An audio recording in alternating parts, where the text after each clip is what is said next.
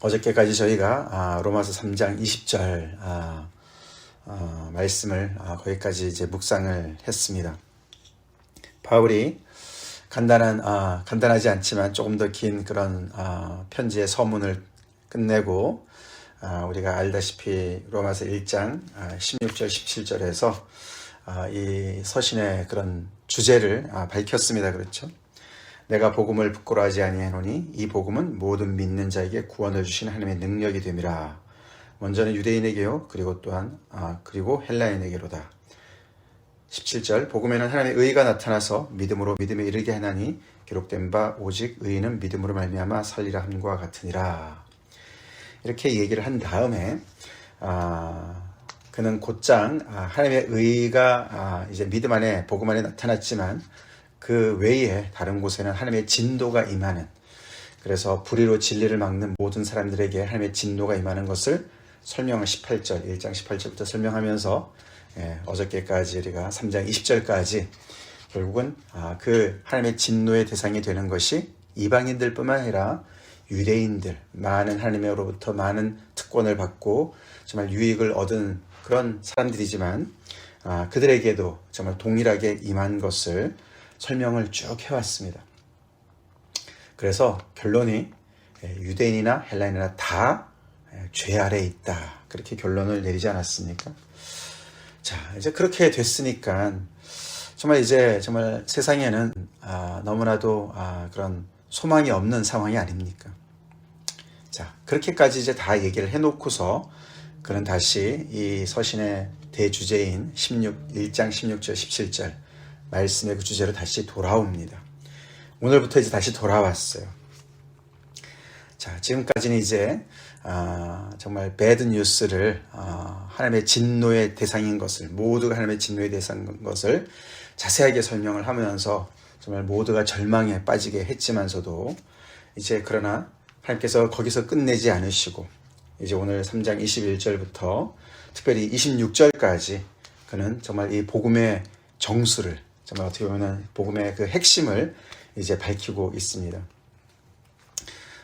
종교개혁자 루터는 이 3장 21절부터 26절이 로마서 전체에서 가장 중요한 그런 부분이다. 더 나아가서는 성경 전체에서 어쩌면 가장 중요한 대목이다 라고까지 이야기를 했습니다. 그만큼 오늘 본문 21절부터 26절은 그 많은 내용들이 이렇게 또 들어가 있으면서 특별히 1장 16절부터 17절을 더 이렇게 설명하는, 더 이렇게 자세하게 확대해서 설명하는 그런 내용으로 가득 차 있습니다. 그 시작이 이제는 이렇게 시작합니다. 이제는, 우리는 번역을 이제는이라고 했지만 여기 이제 원문에 보면은 특별히 NIV 같은 데 보면은 but now 이렇게 설명이 했어요. 그러나 이제 이렇게 설명이 되어 있습니다. 이렇게 절망적인 상황에 딱 이렇게 갇혀 있는데 잠깐 이제 침묵을 지켜야 되겠죠. 근데 but now, 그러나 이제 엄청난 반전이 일어나는 것을 강조합니다. 그러나 이제, 그러면서 이제 드디어 이런 상황 속에서 어떻게 하나님께서 정말 새로운 일을 행하시나 봤더니 드디어 그리스도가 이제 출현하시는 거죠. 예수 그리스도께서 개입을 하십니다. 그러면서 예수 그리스도의 개입이야말로 이 인생의 역사 속에서, 인간의 역사 속에서, 더 나아가서는 하나님의 구원의 역사 속에서 정말 가장 엄청나게 중요한 분수령과 같은 사건이었다는 것을 설명합니다. 예수 그리스도께서 이 땅에 오신 것 자체가 하나님의 엄청난 그런 정말 이 역사의 반전을 이루는 것을 설명하고 있습니다. But now, 그러나 이제 무슨 일이 벌어졌나 봤더니 율법 외에 하나님의 한 의가 나타났다. 우리 17절 기억나시죠? 복음에는 하나님의 의가 나타나서 그렇게 얘기하지 않았습니까? 그렇죠. 그래서 깜깜한 방이었던 그런 상황 속에 밝은 빛인 하나님의 의가 드러났다. 그렇게 설명을 드렸는데, 율법 외에, 율법으로는 정말 죄를 깨닫는 것밖에 안 되고 그것으로 정말 이렇게 의롭다함을 얻지 못하는 그런 상황이기 때문에 율법에 하나님의 의가 나타났는데, 그것은 율법과 선지자들에게 증거를 받은 것이다. 그렇게 얘기하면서 지금 이제 이런 반전이 일어나는 이 사건은 율법과는 조금 더 이렇게 불연 속성이 있습니다. 그렇죠? 율법 외에니까. 그렇죠? 율법이 못하던 것을 하기 때문에 연속이 끊어진 것 같습니다. 그러나 그것은 그렇다고 앞에 율법을 무시하는 것이 아닌 것이 율법과 선지자들에게 증거를 받은 것이라고 얘기합니다. 그렇죠? 그러니까 연장선도 됩니다. 그렇죠? 그래서 이 하나님께서 행하시는 일은 지금까지 해오신 것에 어떤 불연 속성도 있지만 또 연속성을 가지고 있다는 것을 밝히고 있습니다. 이 긴장감을 놓치지 말아야 되는 것이죠. 그래서 구약의 하나님께서 지금까지 역사해온 것과 지금 예수 그리스도 통해서 새롭게 복음을 시작하시는 이것에는 뭔가 엄청난 그런 구약의 말씀과는 동떨어진 어떤 새로운 일이 있긴 하지만 또 그것이 계속해서 연속되는 것을 동시에 가지고 있다는 것을 밝히고 있는 것이죠. 그것을 우리는 잘 알아야 되죠. 그래서 이 예수 그리스도를 통한 하나님의 구속의 역사는, 구원의 역사는 하나님의 플랜 B가 아니었다는 것을 밝히고 있습니다. 그렇죠? 예. 하나님께서 이렇게 쭉 해보시다가 안 되니까 이걸 어떻게 하지? 그래서 다시 어떻게 뭔가 대안을 찾아내서 이렇게 예수 그리스도를 개입을 시킨 것이 아니고, 율법과 선지자들에게 증거를 쭉 받아온 것을 성취하신 것으로 설명을 하고 있습니다. 그래서 좀 더 설명하는데 22절 앞부분에 곧 그게 무슨 일인가, 하나님의 한 의가 어떻게 드러나는가, 예수 그리스도를 믿음으로 말미암아 모든 믿는 자에게 미치는 하나님의 의다, 이렇게 설명합니다. 그 일이 but now, 그렇게 설명을 하고 있습니다. 우리가 1장 특별히 17절에 복음에는 하나님의 의가 나타나서 믿음으로 믿음에 이르게 한다, 이렇게 했습니다. 그렇죠? 거기에서 얘기하면서 복음에는 하나님의 의가 나타나는데, 여기서 오늘 여기 22절이 그것과 직결되는 얘기죠. 근데 조금 더 자세히 설명하죠. 믿음으로 믿음에 어떻게 일어나 봤더니 예수 그리스도를 믿음으로, 그렇게 얘기하죠. 그리고 하나님의 의가 어떻게 나타났냐, 복음에서 나타났는데 예수 그리스도를 믿는 믿음, 그래서 예수 안에서 나타난 것을 강조합니다. 그렇죠? 그래서 예수 그리스도를 믿음으로 말미암아 그것이 믿는 모든 자에게 미치는 하나님의 의다. 그래서 지금까지 1장 18절부터 3장 20절까지 바울이 애써서 정말 이렇게 주장하고 증명한 이 모든 사람들, 죄 아래 가둬진 모든 사람들에게 드디어 구원의 길이 열렸는데, 그것이 바로 다름 아닌 예수 그리스도를 믿는 믿음이다. 그들에게 미친 하나님의 의가 but now 드디어 나타났다라고 밝히고 있는 것이죠. 왜 모든 자들인가? 왜냐하면 그 모든 하나님의 의가 믿는 모든 자에게 차별 없이 나타나는 이유를 설명하는 게 바로 23절이죠. 왜냐하면 모든 사람이 똑같은 병에 걸려 있기 때문에. 이방인들도 유대인들도 똑같은 병. 어떤 병입니까? 죄의 병이고, 그 병은 죽음에 이르는 병이었습니다. 그 어떤 해독제도 없었습니다. 해결책이 없었습니다. 그렇죠? 그래서 모든 사람이 죄를 범해서 그 죄는 하나님의 영광에 이르지 못하는 그런 결과를 낳게 되게 했습니다. 하나님의 영광. 그렇죠. 하나님께서는 첫째 아담을 지으실 때 하나님의 형상으로 지으셨습니다. 그렇죠? 그 자체가 하나님의 영광이었습니다. 그렇죠? 하나님의 존재 자체가 영광이시지만 하나님은 특별히 인간을 만물에 정말 그렇게 으뜸으로 세우시고 천사보다 조금 못하게, 하나님보다 조금 못하게 지으시고 그에게 영화와 존귀로 관을 씌우셨다. 그렇게 우리가 하나님께서 말씀하신, 성경이 말씀하는데, 죄로 말미암아 그 모든 것을 상실했습니다. 그래서 하나님의 형상대로 지음받은 인간의 그 모습을 정말 이렇게 상실한 그런 상황이었는데, 둘째 아담이신 예수 그리스도께서 오셔서 그 영광을 회복시키시죠? 그 얘기를 하는 거예요. 그래서 결국은 이 모든 사람들에게 정말 이 복음이 필요한 이유를 이렇게 설명하죠. 모든 사람이 죄를 범하였다. 그래서 하나님의 영광에 이르지 못했다.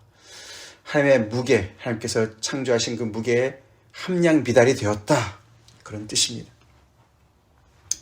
자, 그렇게 얘기하면서 다시 21절, 22절 이야기, 복음 이야기로 다시 돌아오죠. 24절에서 그리스도 예수 안에 있는 속량으로 말미암아 하나님의 은혜로 값없이 의롭다 하심을 얻은 자 되었느니라. 하나님의 의가 어떻게 나타나는가를 좀 더 자세하게 설명하지요.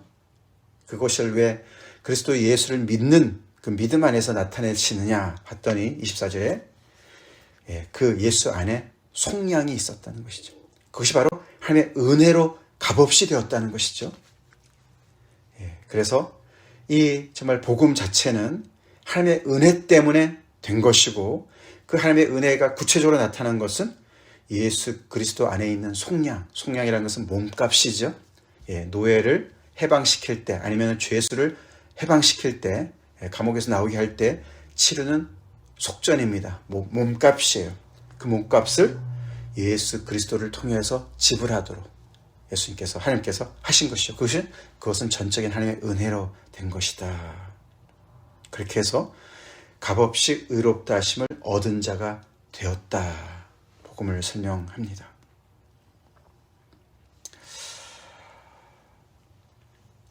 (25절) 이 예수를 하나님이 그의 피로써 믿음으로 말미암는 화목 제물로 세우셨으니, 그 속량을 좀 더 설명을 하지요. 결국은 예수님의 피로써 하나님께서 화목 제물을 삼으셨다는 것이죠. 화목 제물, 이 단어는 여기 오늘 우리 매일 성경에도 주석에 달려있는데 힐라스테리온이라는 단어를 번역한 거예요. 힐라스테리온. 이 힐라스테리온이라는 이 단어가 70인역 아시죠? 그 히브리 성경을, 구약 성경을 헬라말로 바꾼 것을 70인역이라고 그러거든요. 그 안에 27번 등장을 하는데 그 중에 21번이 다 이 힐라스테리온을 그 밑에 보면은 속죄소라고 번역되어 있죠. 속죄소라는 단어로 번역을 했습니다. 그래서 이 화목 제물은 속죄소를 생각나게 하는 단어입니다. 속죄소가 어딘지 아시죠? 그것은 이 언약궤에서 뚜껑을 얘기하는 것이 아닙니까? 시은좌라고 그랬죠. mercy seat. 그래서 하나님께서 정말 이 두 그룹 사이에 거기에 그 자리죠. 그래서 하나님께서 임재하시는 그 핵심의 그 자리를 얘기하는 것이고, 그래서 1년에 한 번 대속일에 어떻게 합니까? 그 동물의 피를 받아서 그 속죄소 위에다 뿌리지 않습니까? 그래서 그 속죄소 위를 덮지 않습니까? 그런 것을 상징하는 겁니다. 그래서 동물의 피가 아니라 예수 그리스도의 피, 하나님의 독생자 아들의 피를 화목 제물로 삼으셨다. 그 속죄소 위에 뿌리셨다. 그래서 그것으로 말미암아 하나님의 모든 진노를 누그러뜨리는 그 일을 행하셨다. 죄를 다 덮으시는, 사하시는 그 일을 행하셨다. 그런 뜻으로 설명을 하고 있는 것이죠. 그렇게 함으로 인해서 속전을 다 치르신 것이죠. 하나님께서 속량을 하신 것이죠. 그래서 복음 안에는 하나님의 의가 드러났고, 또 예수 그리스도 안에서 그 하나님의 의가 드러났다는 것을 설명하고 있습니다. 그것이 바로 복음이죠. 근데 그렇게 하신 이유를 이제 25절 이후부터 하는데 이는 그렇게 하는 이유가 하나님께서 길이 참으시는 중에 전에 지은 죄를 간과하셨다.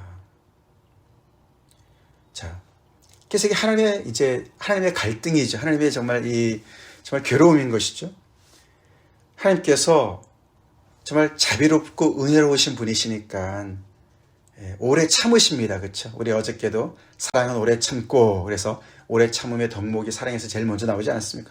하나님은 사랑이시기 때문에 오래 참으세요. 죄를 용서도 하세요.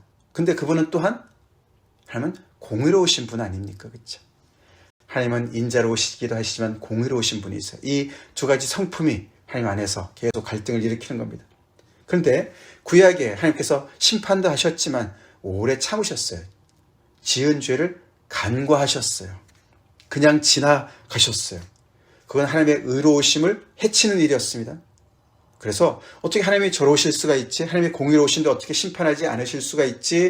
라고 의심하게 되는, 그래서 하나님의 의로우심이 정말 의심을 받게 되는 그런 상황이었는데, 이렇게 하심으로 인해서, 즉 당신의 아들을 화목 제물로 하심으로 삼으심으로 말미암아 자기의 의로우심을 나타내셨다는 거예요. 그래서 복음 안에서 하나님의 의가 드러났다는 뜻이에요. 그래서 예수 그리스도로 말미암아 하나님의 의가 나타났다는 것을 얘기하고 있습니다. 하나님의 공의로우심을 예수님의 십자가 사건을 통해서 드러내셨다는 거예요.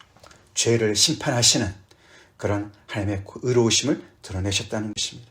그래서 십자가는 하나님의 사랑도 나타내지만 하나님의 공의로움도 동시에 나타내는 그런 사건이었어요.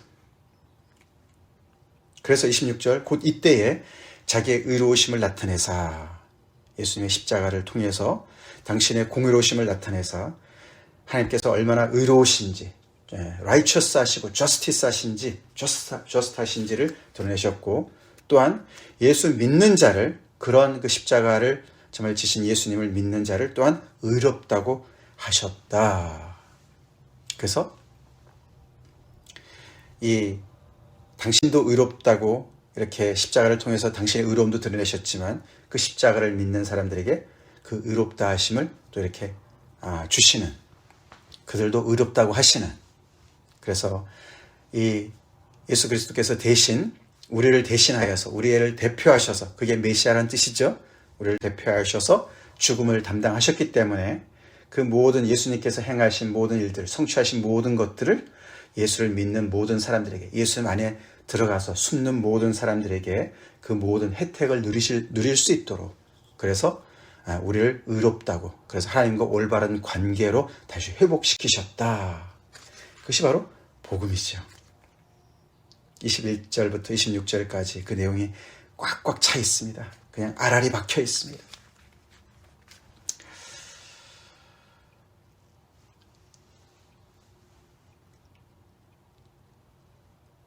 그래서 3장 26절까지 바울은 복음을 아주 너무나 이렇게 아주 컴팩하게 잘 완전히 이렇게 설명을 해놨습니다. 그리고 이제 27절로 넘어오는데 27절부터 오늘 31절 뒷부분 이 부분도 우리가 조금 전에 봤던 21절부터 26절까지도 연결되는 내용이지만 사실은 4장 우리가 내일부터 또 묵상하게 되는 4장의 내용과 더 많이 연결이 되어집니다. 갑자기 이제 그런즉 자랑할 데가 어디 있느냐 있을 수 없느니라 이렇게 전적인 하나님의 은혜로 예수 그리스도께서 속전을 치르심으로 우리가 아무것도 할 수 없었던 그런 상황 속에서 다 죄 아래에 있어서 우리가 할 수 있는 건 아무것도 없었고 우리는 완전히 뱅크럽트된 그렇죠? 파산된 그런 자들이었는데 이 모든 것이 전적으로 하나님의 은혜로 예수 그리스도의 공로로 된 것인데 자랑할 데가 어디 있느냐 있을 수가 없다. 말도 안 된다. 아멘이시죠? 아멘이십니까? 그래서 우리가 복음을 제대로 깨달은 사람은 자랑은 완전히 정말 버린 사람들이어야 됩니다. 로마 교회를 지금 염두에 둔 것 같지 않습니까? 다시 바울은 디아트리베라는 그런 형식으로 이렇게 질문을 던지고 가상의 어떤 인물이 질문을 던지게 하고 그것에 답을 합니다. 그렇죠?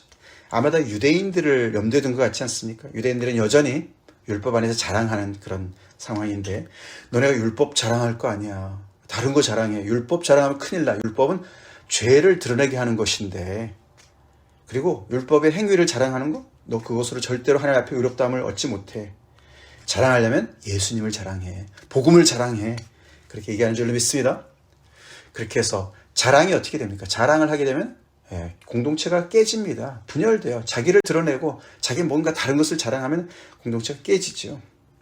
그래서 우리가 복음을 제대로 깨달은 사람만이 그런 사람들이 모인 교회만이 하나가 될 줄로 믿습니다. 믿음밖에 없어요. 믿음밖에 없습니다. 그렇죠. 오직 은혜고 오직 믿음이죠. 그걸 설명합니다. 그것을 이제 우리가 4장부터는 아브라함이라는 한 인물을 통해서 설명을 해나갑니다. 무슨 법으로냐? 행위로냐? 아니다. 오직 믿음의 법이다. 즉 믿음의 어떤 그런 원리로 오직 믿음으로 우리는 구원을 받았기 때문에 자랑할 것이 하나도 없다. 28절 이 28절이 이신칭의 교리의 핵심 구절입니다. 이신칭의 justification by faith 오직 믿음으로 의롭다함을 얻는다. 이신칭의라 그러지 않습니까? 종교개혁의 어떤 그 정말 그 어떤 기폭제가 된 것이죠. 그것의 핵심 구절이라고 합니다. 그러므로 사람이 의롭다 하심을 얻는 것은 율법의 행위에 있지 않고 믿음으로 되는 줄 우리가 인정하노라. 아멘이죠? 아멘입니다. 그러니까 우리가 뭘 해놓은 게 있어야 자랑을 하지 아무것도 없지 않느냐 그렇게 합니다. 자, 그러면서 하나님은 다만 유대인의 하나님이시냐 또한 이방인의 하나님이 아니시냐 진실로 이방인의 하나님도 되시느니라. 유대인들이 주장하는 것이 유일신이 아닙니까? 그죠? 하나님은 오직 유일한 참 하나님 한 분이시다. 그 말은 그것이 결국은 자기들의 어떤 자랑도 되지만 그것은 또한 뭡니까? 이방인에게도 그분 하나님이 똑같은 하나님이 되셔야 되는 것을 깔고 있는 것이죠. 그렇죠? 그래서 그 유일신 사상으로 오히려 우쭐거리고 이방인들을 무시해서는 안 되는 것을 바울이 짚고 넘어가는 것이죠. 그래서 할례자도 믿음으로 무할례자도 믿음으로 말미암아 의롭다 하실 이는 하나님 한 분뿐이시다. 그렇기 때문에 믿음으로 자랑을 다 내려놓고 유대인도 이방인도 다 자랑할 하나도 없고 다 하나님 한 분으로 말미암아 믿음으로 구원받게 되니까 다 그 안에서 하나가 될 수 있음을 강조하고 있어요. 그렇죠? 자랑이 없을 때 하나가 되죠. 이 내용을 4장에서 또 얘기합니다. 그런즉 우리가 믿음으로 말미암아 율법을 파기하느냐? 또다시 질문을 할 사람을 이렇게 생각하고 있습니다. 염두에 두고서 그러면 율법이 그러면 아무 소용이 없네? 그렇게 하기는 아닙니까? 그렇죠? 그러면 복음은 율법을 완전히 그냥 폐기 처분하는 것이냐? 또다시 그럴 수 없다. 그는 너네가 오해하는 것이다. 도리어 복음을 굳게 세운다.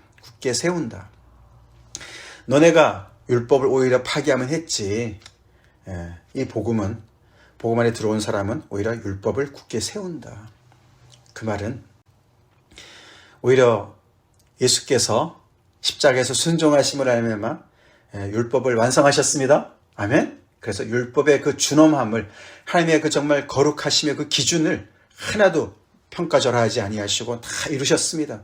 십자가에서 다 이루셨습니다. 그리고 그리스도 안에 들어간 사람들 또한 그 율법의 완성인 십자가를 정말 사랑을 이루는 것이죠. 그렇죠? 아멘. 어저께 봤지 않습니까? 성령의 열매인 사랑은 모든 율법을 다 이루는 것이다 라고 얘기하지 않습니까? 결국은 율법이 뭡니까? 그렇죠? 하나님의 그 기준이 뭡니까?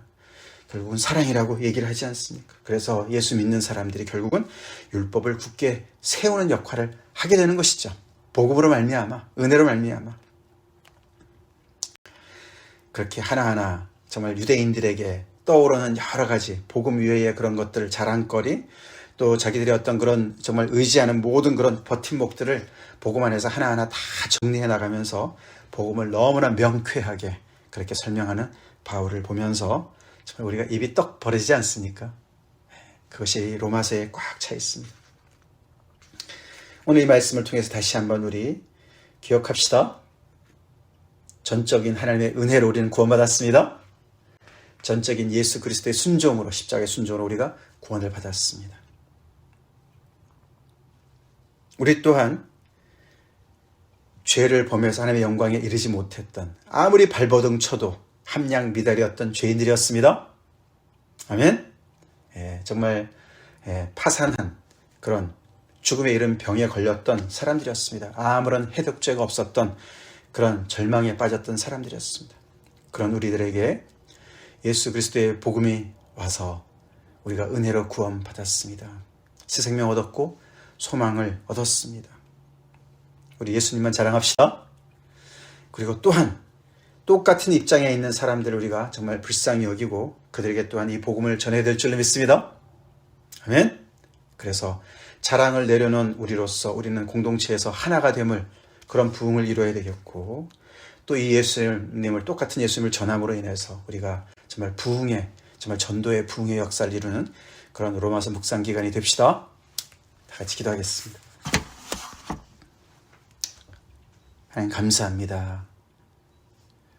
오늘 로마서 3장 끝부분에서 다시 한번 복음의 그 아버지 심장부를 우리가 들으면서 아버지 하나님의 크신 은혜, 정말 아버지 우리가 더욱더 감사드립니다. 아무도 할 수 없었던, 모두가 다 죄 아래에서 종살이야 했던 그 상황에 우리의 몸값을 치르시고 우리 대신 죽으심으로 십자가에서 순종하셔서 우리에게 구원의 길을 열어놓으신 예수 그리스도를 우리가 높이고 찬양합니다. 우리 남은 여생 사는 동안 이 하나님의 은혜를 높이며 찬송하며 오직 예수 그리스도만을 자랑하는 우리의 삶이 되게 하여 주시옵소서. 그래서 아버지, 영광에 이르지 못했던 우리들에게 하나님의 그 모든 점을 아버지 영광에 참여하도록 아버지 우리의 장차 우리에게 나타날 영광을 바라보면서 아버지 정말 주님을 더욱더 닮아가는 저희가 되게 하여 주시옵소서. 그래서 아버지 우리 안에 사랑을 온전히 이루고 하나님의 그 성품을 닮아가는 저희가 될 수 있길 간절히 기도하옵고, 그래서 우리가 공동체에서 하나가 되게 하시고 더 나아가서 아버지 이 예수의 이 복음 믿음밖에 오직 믿음으로만 하나님께 의롭다함을 얻을 수 있는 이 복음 우리가 열심히 증거할 수 있도록 인도해 주시옵소서. 예수님 이름 받들어 간절히 기도 올리옵나이다. 아멘.